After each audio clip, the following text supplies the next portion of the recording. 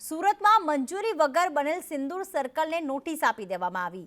પાલ Hazira road પર સિંદૂર circle બનાવાયું છે। સર્કલ દૂર કરવા બુધવાર સુધીનું અલ્ટિમેટમ અપાયું છે।